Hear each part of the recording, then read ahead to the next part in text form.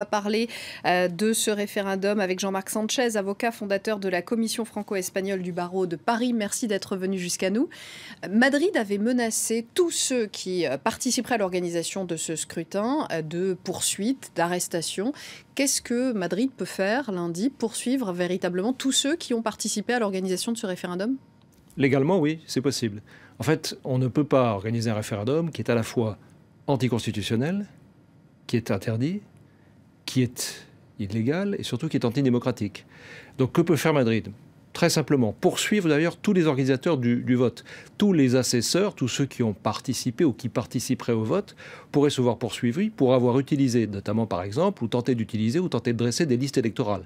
Puisque c'est un délit. L'Agencia Nacional de Protección de Datos, qui est l'équivalent en fait de la CNIL en Espagne, pourrait, et d'ailleurs a annoncé que ces délits seraient passibles de sanctions qui peuvent aller jusqu'à 300 000 € d'amende par personne. Ça, c'est au niveau pratique. Après, il y a des sanctions au niveau politique. Et là, ça sera beaucoup plus difficile et il faudra attendre les résultats que l'on connaît d'avance, mais dont on sera certain lundi matin pour savoir quelles seront les sanctions que va prendre Madrid. Est-ce que le gouvernement autonome catalan risque de perdre de son autonomie? On a vu que Madrid avait déjà récupéré les policiers catalans, les Mossos, remis sous autorité madrilène pour leur demander de bloquer ces bureaux de vote. Est-ce que finalement, au lieu de l'indépendance, la Catalogne risque de perdre en autonomie? Alors, la délégation dont vous parlez de pouvoir, en fait, elle existe déjà. C'est-à-dire que la Mossos d'Esquadra, c'est la police espagnole en territoire catalan. C'est une délégation de pouvoir. Et en vérité, à tout moment, si l'une des régions d'Espagne, notamment la Catalogne, ou celles qui ont une autonomie plus large à raison de l'histoire, il faudrait remonter loin en arrière, parce que tout ça revient 80 ans en arrière avant la guerre civile, à l'époque où certaines régions qui ont acquis au fil de l'histoire depuis la construction de l'Espagne, depuis 5 siècles, des droits particuliers, les ont acquis, ce n'est que par délégation du pouvoir. Donc effectivement, Madrid applique la règle du jeu.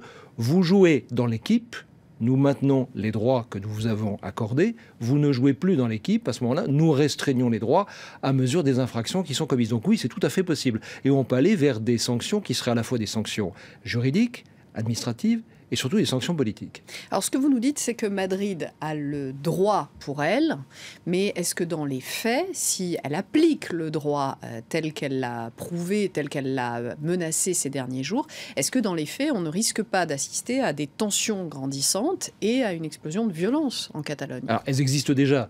Je reviens de Barcelone, je vis entre Paris et Barcelone. Je peux vous assurer que la rue à Barcelone, même si elle est calme, est déterminée. Et on sent vraiment une fracture profonde entre les deux Espagnes, las dos Españas, comme on dit en Espagne, et surtout les deux Catalognes. Il y a quelque chose de très profond et ça traverse tous les partis politiques, toutes les générations, tous les groupes, y compris toutes les familles. On est divisé.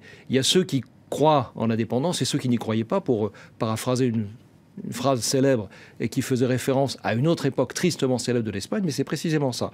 Il y a, comme tous les juristes vous le diront, la lettre et l'esprit des lois. La lettre, oui, permet effectivement à Madrid de reprendre la main. Est-ce que l'esprit ne serait pas plutôt à tenter de trouver un dialogue, mais si oui, lequel et surtout avec qui?